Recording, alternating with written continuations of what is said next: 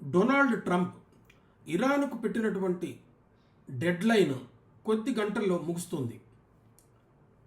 భారతీయ కాలమానం ప్రకారం ఈరోజు రాత్రి 8 గంటలకల్లా డొనాల్డ్ ట్రంప్ పెట్టిన డెడ్లైన్ గడుస్తుంది. ట్రంప్ చెప్పినటువంటి షరతుల ప్రకారం ఇరాన్ హోర్ముజ్ జలసంధి పైన తన పట్టు విడిచి నౌకలను అనుమతించినట్లయితే ఇరాన్ మీద ఎప్పుడూ చూడనంత భీకరంగా దాడి చేస్తామని, విద్యుత్ ప్లాంట్లన్నీ ధ్వంసం చేస్తామని, దేశంలో ఉన్నటువంటి పెద్ద పెద్ద వంతెనలన్నింటినీ కూడా ధ్వంసం చేస్తామని చెప్పి చాలా పెద్ద గొంతులో హెచ్చరిక చేశాడు. డాలర్ అహంకారం ఈ హెచ్చరికలో చాలా స్పష్టంగా మనకు కనిపిస్తూ ఉంటుంది.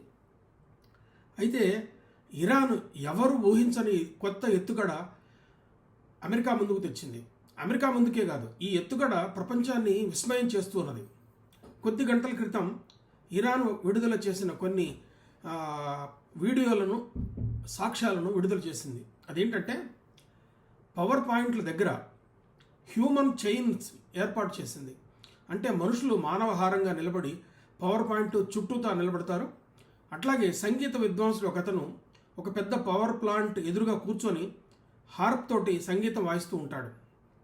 అంటే మనుషులందరూ కూడా వాళ్ళ రక్షణ వలయంగా పవర్ పాయింట్ల చుట్టూతా, అట్లాగే బ్రిడ్జిల దగ్గర నిలబడి ఒక కొత్త ఎత్తుగడ చూపిస్తున్నారు.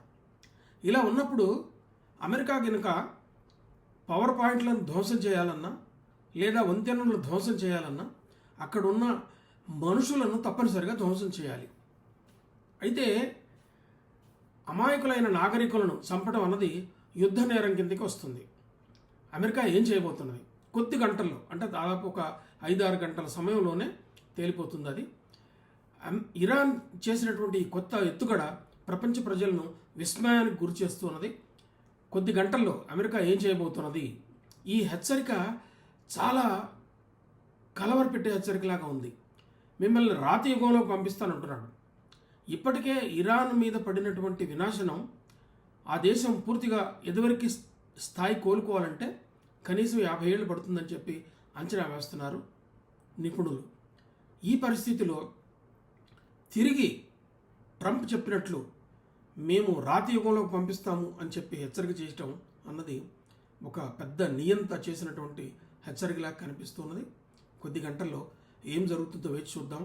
ఈ లోపల చర్చలు ఫలించి శాంతి ఒప్పందం కుదిరితే అంతకంటే గొప్ప ఆశ్చర్యమైనటువంటి విషయం ఏది లేదని చెప్పి స్పష్టంగా అనిపిస్తూ ఉన్నది.